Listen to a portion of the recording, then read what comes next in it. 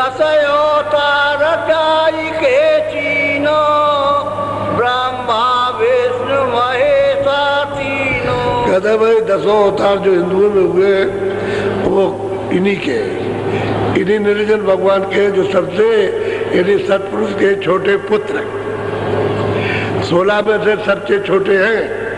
इनको 3 लोक का मतलब ये कि राजा बना दिया और तपस्या से जीवों को गिनती के ले लिया। यहाँ तो कोई गिनती नहीं है, लेकिन वहाँ से गिनती की मिली है। सूरतें गिनती की यहाँ मिली है, लेकिन यहाँ कोई गिन नहीं सकता। 10 अवतार इन्हीं के, इसके आगे नहीं है। राम भी यही के, कृष्ण भी यही के, ये सब जितने अवतार आप गिनते हो वो सब इन्हीं के हैं। इन्हीं के मंडल एक सूरत आई, वही अवतार कहलाती है। वहाँ से एक सूरत को भेज दिया कि जाओ तुम मित्रों में जा करके ये काम करो। उन्होंने यहाँ करके काम कराया उन्हीं के। तो जब जब मतलब ये है कि रास्ता नष्ट हो जाता है मानवता का, कर्म धर्म का, पापाचार फैल जाता है, तब ऐसे भेज दिया जाता है कि जाओ ये काम करो, और काम करने के बाद पता ही नहीं चलता कहाँ चले गए। संत सबका भेज जाते हैं, उनको सब मालूम कि वो तो जाते हैं। वो तो छोटे के पास भी जाएंगे, इसके ऊपर बड़ा है उसके बाद, और बड़े से बड़े के पास भी जाएंगे और ऊपर भी जाएंगे। वो सबको देखते हैं और सबसे मिलते हैं और सबकी रचना को देखते हैं। अब उसी रामायण में तुलसीदास ने लिखा है कि जब राम का मैंने दर्शन किया और मोह विलोक राम मुस्काई, तो तुरंत में उनके मुख में उस पार चला गया।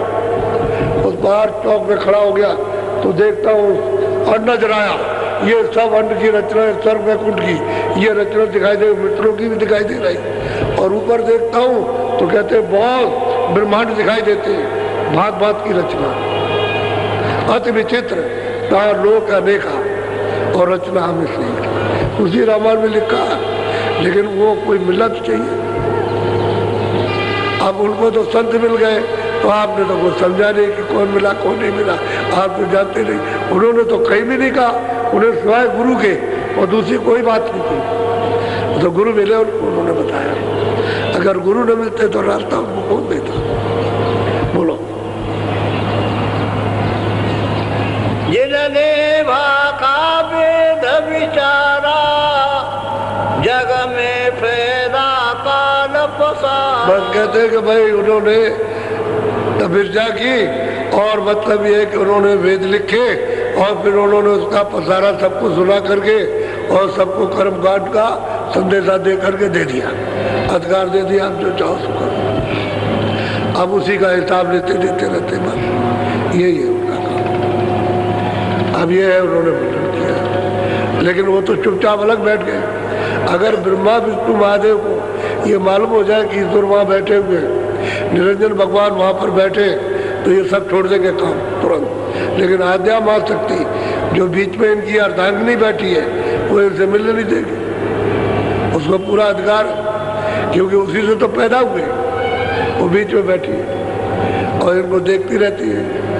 इसीलिए जब ये तपस्या करने गए तो आद्या महाशक्ति माता ने पूछा इनसे तीनों से कि उसी के तो है ये पुत्र, कि भाई तुमने देखा, तुमने पिता को देखा?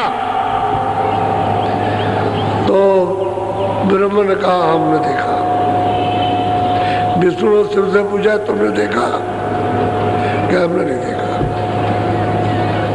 तब उसने देखा कि ये झूठ बोल गया, तो उसने कहा कि तुम बड़े झूठा हो, तुम बड़े लबार हो। उससे कहा ब्रह्मा से कि तुम बड़े झूठे बड़े लबार हो, और तुम्हारी जगत में कोई पूजा नहीं होगी, कोई पूजा नहीं करेगा। इंद्रों की पूजा ये सच बोले और तुम झूठ बोले, सब कुर्मा तुम्हारा झूठा होगा। साफ साफ कहा, इसको श्राप दे दिया उनको दोनों को। तो जगत में दो की पूजा होती है कि नहीं होती, लेकिन तीनों के काम एक ही है, उत्पत्ति और पालन प्रलय। काम मतलब एक ही है, एक ही पद है, काम अलग अलग। ये तीनों अपना अपना काम करते, उनकी पूजा नहीं होती, उनकी पूजा होती। तो झूठ बोलने पर हमने देखा, इन्होंने किसी ने नहीं देखा। जो इनके निरंजन भगवान पिता है उनको इन्होंने नहीं देखा, तो बताओ वो क्या बताएंगे कि वहां पर है? जब इनको खुद नहीं, तभी तो कहते हैं ना ये थी और कुछ है हमको नहीं मालूम, और है जरूर कुछ, ये उन्होंने उसमें लिख दिया। तो यही पढ़ते रहिए और बात किसी की मत मानिए, इसी में फंसे रह जाइए। पहले ये बाहर की पूजाएं नहीं थी, साधना तो अंदर की थी पहले, लेकिन धीरे धीरे बाहर लोगों ने उतार दिया। अब बाहर लोग फंस गए, बाहर जाल में, रास्ता छूट गया। बोलो। पूजा पत्री ने मयाचारा, देवन पूजा विधि समारा। बस कहते हैं पूजा पत्री ये रत्न होना पीना, ये फूल चढ़ाना, ये सब देवताओं की पुस्तकल सूरत बना करके और मतलब उसको पूजो भाई, ये पूछ, इसमें मतलब ये फंस गए। गोस्वामी जी महाराज कहते हैं इसमें फंस गए। अब वो कहते हैं कि भाई सीधे चलो घर, रास्ता तो तुम्हारे पास है, सीधे चले चलो। तो कहते बात तो ठीक कहता है, बात तो ये साधु ठीक कहता है, ये है छोकरा, उस समय कहते थे लड़का है, बात तो ठीक कहता है, लेकिन जो सामने उसको नहीं मानता, गंगा जमुना को नहीं मानता, ये तीरथ व्रत को नहीं मानता। बात कहता है कि है, वो तो कहता है अरे भाई ये सामने उसको माने, तब तो हम समझे नहीं नास्तिक है। तो उनको गोस्वामी जी को काशी के विद्वानों ने कहा ये नास्तिक है, नास्तिक नास्तिक, ऐसा डंडोरा पीटा था। पूरा युद्ध हुआ है, कोई मामूली बात है। महात्मा मतलब ये है कि जवाब देते हैं तो सच जवाब देते हैं, लेकिन युद्ध करती है अनजान जनता युद्ध करती है, लड़ाई करती है। बोलो। संजय और उपवास बतावा, कामे सकल जीव।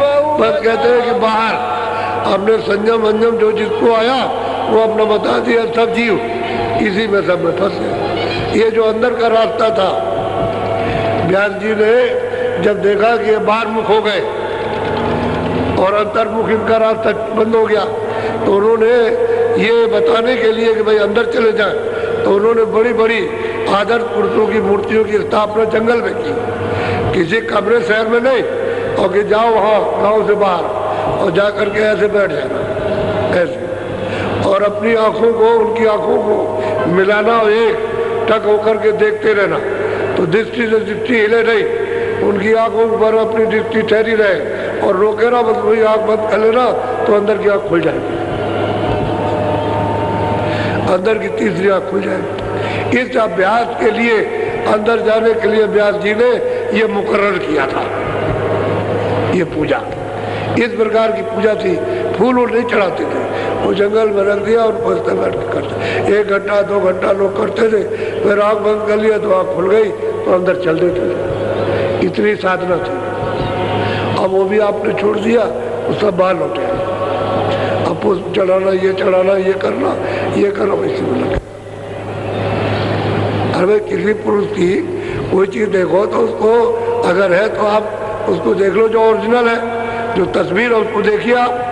अब वो तो है नहीं, किसी और की उतार दी आपने और कहा यही कृष्ण और यही राम है और यही महात्मा और यही है, नहीं, इससे नहीं।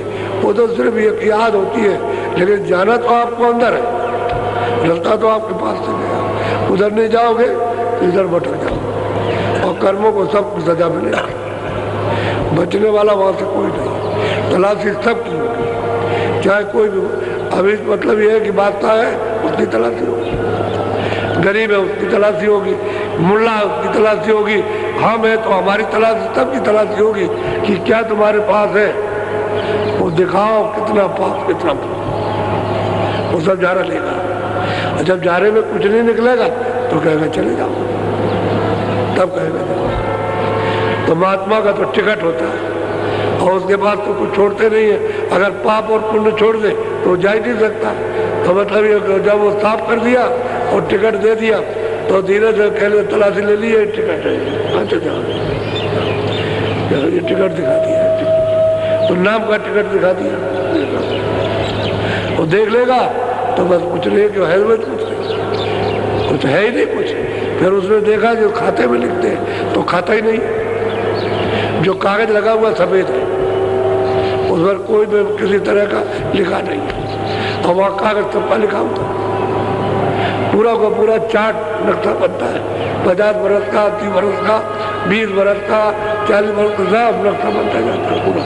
वो रख देते हैं आप, किसको मार रहे हो, किसको काट रहे हो, किसको धोखा दे रहे हो, चोरी कर रहे हो, क्या कर रहे हो, जो अच्छा पुण्य कर रहे हो, ये सब उसमें। अब कैसे बचेंगे आप? बहुत अल्लाह लिखा पड़ी है। तो क्या नहीं, मतलब ये हमारा नहीं है, ऐसे कैसे हो जाएगा?